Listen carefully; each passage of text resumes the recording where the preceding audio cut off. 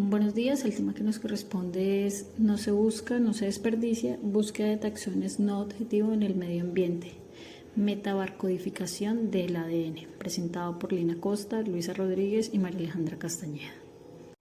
Como parte introductoria, la metabarcodificación de ADN es la elección de marcador genético y de los cebadores. El marcador genético elegido debe ser lo suficientemente variable para distinguir entre las especies objetivo, mientras que los cebadores utilizados deben ser lo suficientemente específicos para evitar la amplificación de taxones no objetivo, por ejemplo bacterias, un plancton o peces.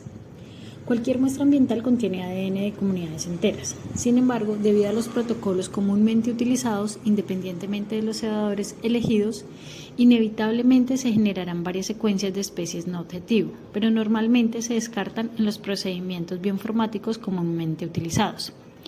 Estas secuencias no objetivo pueden proporcionar información valiosa sobre organismos importantes presentes en la muestra, como las especies amenazadas o invasoras, incluso variaciones estacionales en la composición de las comunidades no objetivo.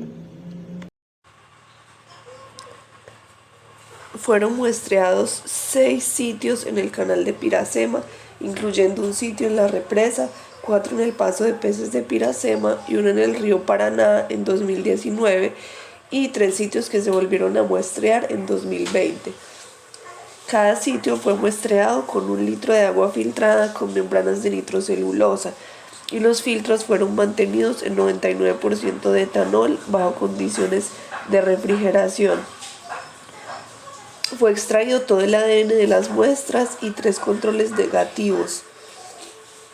Ellos amplificaron el gen 12S de RNA ribosomal utilizando cebadores para producir fragmentos de 163 a 185 pares de bases dirigidos a peces teleósteos. Y las secuencias en bruto se depositaron en GenBank. Ellos además determinaron las variantes de secuencia de amplicón y eliminaron imprimaciones, filtraron lecturas de baja calidad, combinaron secuencias, eliminaron quimeras y para la inferencia taxonómica construyeron un conjunto de datos de referencia de secuencias de ADN mitocondrial 12S para taxones de peces, mamíferos y aves que han sido registrados históricamente en el área de Itaipú, utilizando los datos disponibles en GenBank. Así, un total de 75 aves, 126 peces y 78 especies de mamíferos tenían secuencias disponibles y fueron utilizadas. Para los peces, ellos agregaron una base de datos interna que incluía secuencias de otras 42 especies. Y finalmente realizaron un análisis de similitud de secuencias basado en secuencias de variantes de secuencia de amplicón obtenidas. Ellos mantuvieron las variantes de secuencia de amplicón que coincidían con una especie de la referencia de ellos en un mínimo de 75% de similitud. Además, las variantes de secuencia de amplicón con más del 98% de similitud se consideraron especies emparejadas. Las variantes de secuencia de amplicón con similitud entre 96 a 98% se consideraron del mismo género. Con una similitud de 90 a 96% se consideraron de la misma familia. Y para similitudes entre 75 a 90%, las variantes de secuencia de amplicón solo fueron considerados para la misma clase. Como resultado se obtuvieron 17.616.032 lecturas de la secuencia en bruto. Fueron retenidas 994.251 secuencias que pertenecían a 220 variantes de secuencia de amplicón con por lo menos el 75% de similaridad de una especie en nuestra base de datos de referencia.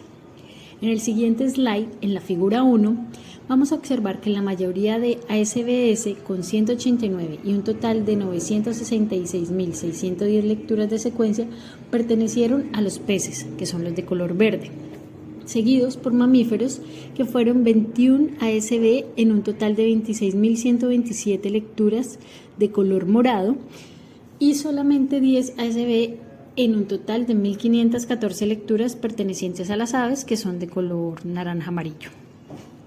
De los 21 ASV de mamíferos, 12 fueron asignados al nivel de especie, 5 especies incluyendo perros, gatos, ratones y vacas, y un ASV fue asignado al nivel de género y 7 fueron asignados a nivel de familia.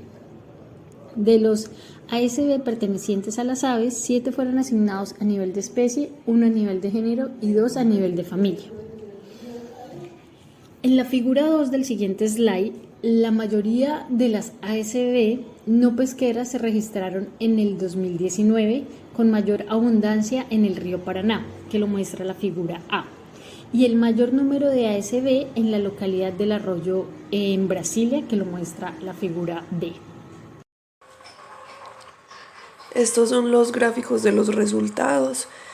En la figura 1 podemos ver la composición taxonómica por orden y clase en el canal de Piracema.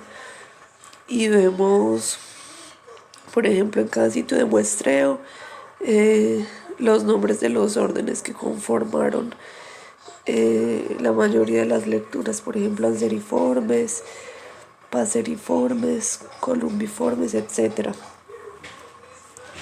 Y en la figura 2 podemos ver la composición taxonómica de aves y mamíferos del canal de Piracema. En el caso de la figura A podemos ver la composición según la abundancia taxonómica.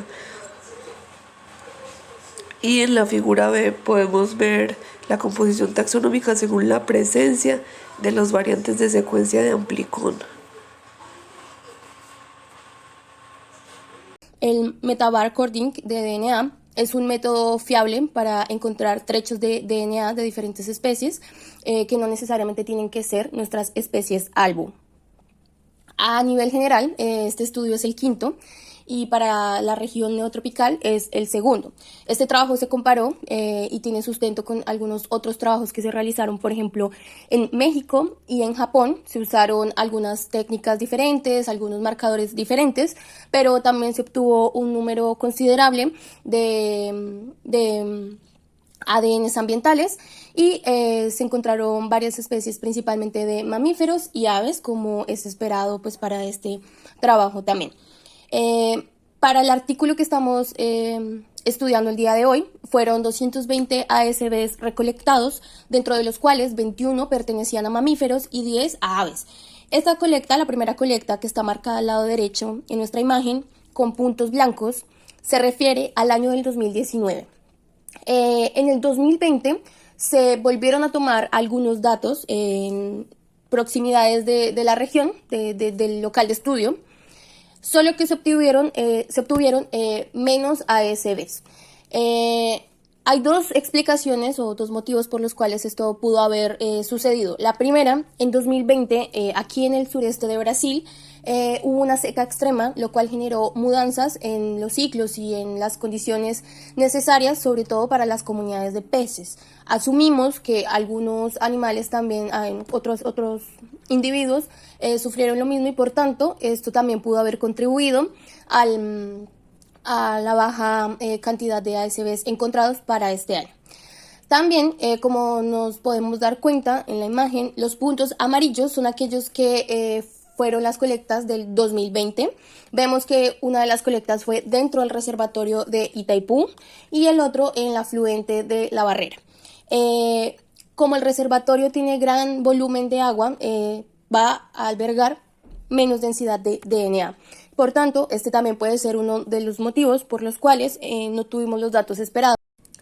Dentro de los mamíferos se encontró un representante en especie que es nativa de la región. Es el caso del Hydrocoerus hydrocaeris, que es nuestro famoso capibara. Algunos otros representantes de los mamíferos no pudieron ser secuenciados o clasificados dentro de especie. Tal es el caso de algunos roedores que fueron clasificados en dos familias, Chrysetidae y Hydrocaridae, y un murciélago de la familia Philostomidae. Esto posiblemente puede ser porque no se tiene algunas un acervo genético con respecto a estos representantes, lo que indica que hay un camino largo por recorrer con respecto a este tipo de estudios de ADN ambiental. Dentro de un ejemplo de estos es con los carnívoros, que también se encontró un representante carnívoro de la familia Procionidae. Los representantes que se encuentran dentro de la región son Nasua y Procyon crancrivorous. Son más conocidos como los mapaches. En la foto a la derecha podemos ver el primer representante, o los coatis, que están en la parte inferior. Esto se debe justamente a lo anteriormente mencionado. Posiblemente, aunque estos animales se encuentran aquí en la región, son comunes. Al hacer la comparación con los datos de referencia donde se encontraban y se tenían esas especies, hubo una baja similitud. Posiblemente sea porque las secuencias no son muy representativas, el acervo que se tiene no es representativo, por lo cual se deben hacer más estudios de esta región y de los representantes que habitan allí, pero pues que ya sabemos que hay complicaciones con esto. Algunos resultados interesantes que vamos a discutir a continuación. Se encontraron algunos representantes comunes, como es el caso del gorrión común y de los patos. Adicional a eso se encontraron también 3 especies nativas que no tienen un hábito acuático, y esto pues demuestra y recalca la importancia de el DNA ambiental en el agua, cómo nos puede traer información de animales y de comunidades que no están relacionadas directamente con este medio. Pero quizás el dato más preocupante es que se encontró un ADN ambiental de una especie de Corvus sp. El Corvus no es una especie nativa de América del Sur. Dentro de los corvidios, el representante que se encuentra aquí dentro de la región sería el Cyanocorax chrysops. Y al hacer el secuenciamiento y la comparación de esta especie, aunque no se encuentra todo el secuenciamiento como tal de Cyanocorax chrysops, se encuentra del género, y al emparentarlos había una baja similitud. Entonces, siendo esto que el Corvus sp va a ser la especie más probable. ¿Por qué? En 2004 se hizo el primer registro del Corvus albus. Es una especie de pájaro que su distribución es en África, principalmente en África, y ya en su ambiente natural es un invasor nativo y se beneficia muchísimo de la infraestructura humana. Y por lo tanto, esta especie es una especie potencialmente invasora en Brasil. A lo largo de los años se han ido dando más y más registros de esta especie, y esto pues hay que tener muchísima atención y cuidado, pues puede traer daños al ecosistema, a la biodiversidad, a todos los procesos que envuelven estos, y por consiguiente pues al bienestar humano y la economía de la región, y pues en fin, en general. Una de las primeras conclusiones que arrojó este trabajo es que por medio de estos análisis se puede llegar a ver la variación de las especies que son comunes de la región, y cómo estas están asociadas a los cuerpos de agua. Por ejemplo, se podría ver las fluctuaciones de poblaciones de chigüiro o capibaras, que son la misma especie. La segunda sería ver cómo las acciones antrópicas tienen una influencia directa, por ejemplo, en la fauna nativa versus la fauna doméstica, y si de alguna forma estas podrían ser reemplazadas unas por las otras, sobre todo cuando se habla de fauna nativa por doméstica. Nuestra tercera conclusión también está asociada con las especies invasoras.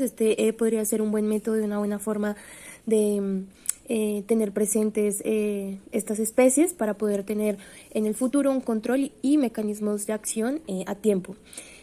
También, como cuarta conclusión, los observadores podrían ayudar al muestreo de algunos lugares que son remotos o de difícil acceso. Y como última conclusión de este trabajo, se dieron cuenta que los observadores son una excelente forma de detectar especies neotropicales, que muchas veces sabemos la dificultad, pues pueden encontrarse especies migratorias o por albergar gran biodiversidad es difícil su inventario. Por último, nuestras referencias. Y muchas gracias.